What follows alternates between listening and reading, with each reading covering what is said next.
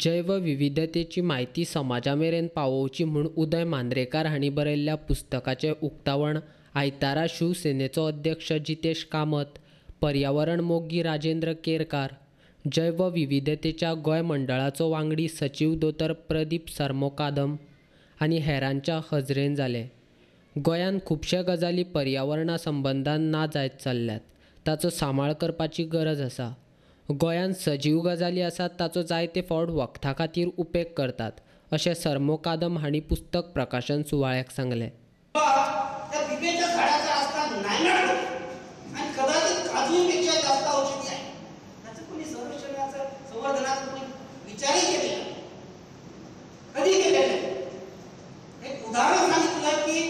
नैसर्गिक traditional plants how it will be destroyed आणि पुढच्या पिढीला बिबे म्हणजे काय माझ्या मुलाला मी सांगत होतो, अरे बाबा तुम्हाला बिबे म्हणजे कधी खाल्ले का? भाजून खातो.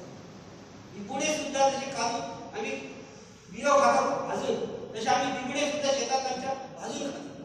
बिबे सुद्धा भाजून खातो. मोठे मोठे झाडं होतात त्याच्या बिब्याची. ती महाराष्ट्रात साहेब शेतकऱ्याकडून आज घेता वेळेस बघितलं, फक्त उदाहरण सांगतो.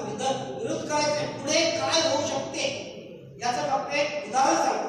जेव्हा मी आलो इथे नदी पूल क्रॉस करायच्या वेळेस आले, पूल करायच्या वेळेस बघितलं डाव्या बाजूला मोठे प्रॉन फार्म आहेत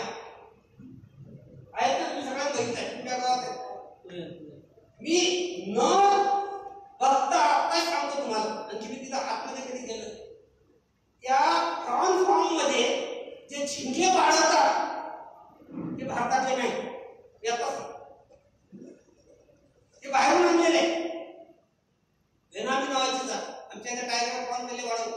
आता टायगर प्रॉन कारण की तेवढं जास्त वाढत नाही, त्याला वाढायला जास्त वेळ लागतो, खर्च जास्त लागतो. बेनामी नावाची स्पीसीज आहे, तायवानमधून चायनामधून आणलेली आहे. ती फाट जोरात वाढते, जोरात वाढते आणि रोगावर त्यांचा जरा जास्त हे आहे, they can protect themselves, immunity जास्त आहे.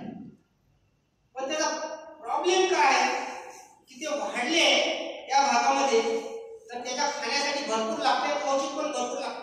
त्यातल्या 40% फक्त ऍक्च्युअली औषध आणि खाणं, 40% फक्त प्रॉन वाढवण्यासाठी, 60% पाण्यातच जाते. त्याचा होतो पाणी तुमच्या परिसरात नदीतलं पाणी सगळं प्रदूषित होणार आणि ते प्रदूषित पाणी दुसरे मासे खाणार, झिंगे खाणार, खेकडे खाणार आणि आम्ही तेच खाणार.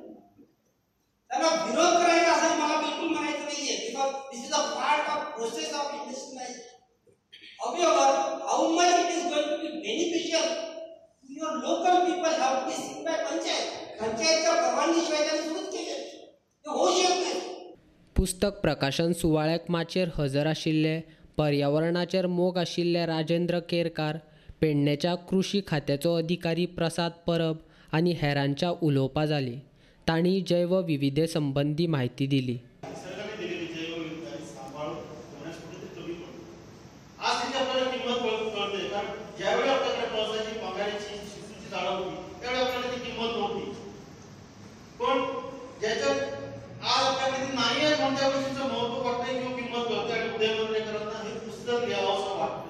कारण याचं कारण हेच आहे की आज आपल्याकडे आज जो हा ठेवा आहे तो ठेवा असा जपून राहायला पाहिजे ही त्यांची तळमळ आहे. त्याबद्दल खरोखरच मनापासून मी त्यांचं अभिनंदन करतो. दुसरं महत्वाचं म्हणजे कालांतरात जर बघितलं कितीतरी झाडं आपली अशी जी नष्ट झालेली आहेत तशी विदेशातून झाडं आपल्याकडे आलेली आहेत आणि आपल्या मातीत रुजलेली आहेत. एक उत्तम उदाहरण म्हणजे काजूचं झाड. काजू हे पोर्तुगीजांनी ब्राझील मधून इथे आणलेलं आहे, पण आपल्या मातीत इतकं रुजलेलं आहे की आता ती गोव्याचीच काजू ओळख झालेली आहे आणि गोव्याची काजू हा एक ब्रँड झालेला आहे. तर दुसरं एक अकेशिया, आपण रस्त्याच्या झाडं शेजारी लावले किंवा डोक्यामध्ये झालेली झाडं दिसत आहेत आपल्याला, अकेशियाची झाडं दिसत आहेत. पुन्हा गुलमोहर असेल किंवा लिरिसिकी असेल, त्याविषयी विदेशातून झाडं आलेली आहे जी इथल्या मातीत रुजलेली आहे, इथल्या मातीशी एकरूप झालेली आहे, समरस झालेली आहे. पण त्याबरोबर आपला जो मूळ ठेवा तो कालांतराने कमी होत चाललेला आहे. पण त्याकडे आपल्याकडे लक्ष देण्याची गरज आहे, कारण भविष्यात नाहीतर अशी एक वेळ येईल की एकही झाड असतं आपले जो मूळ मातीचं झाड आहे त्याचं खरोखरच मेडिसिनल औषधी गुणधर्म आहे आणि त्याची गोव्याची किंवा मातीतलं या सह्याद्रीच्या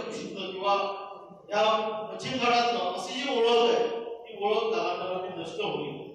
परंतु एकंदर गोडं पाणी आल्यानंतर खाऱ्या पाण्याची जी क्षारता त्याचा उल्लेख आदरणीय कामत यांनी आपल्या भाषणामध्ये केला की क्षारता जी आहे ती खारटपणा आहे. हा खारटपणा जर वाढत राहिला तर भयानक परिस्थिती येणार. गोव्यामध्ये मत्स्य दुष्काळ किंवा गोव्यामध्ये वेगवेगळ्या रोगाच्या साथी ज्या येणार आहेत त्याला ती क्षारता काही करणार नाही. आणि यासाठी आपण सगळ्यांनी आपली जी कोलवळा नदी आहे किंवा आपली दुसरी जी तेरेकोल नदी आहे तिची तर अक्षरशः बेकार परिस्थिती आहे. ती शिरशिंगे मळेवाडीवर उगम पावते आणि मग ती महाराष्ट्रात येते. तिला बाता म्हणतात, गवडकी म्हणतात, अशी वेगवेगळी नावं आहेत. सगळं आंबोलीचं पाणी जे आहे ती घेऊन ही नदी वाहते.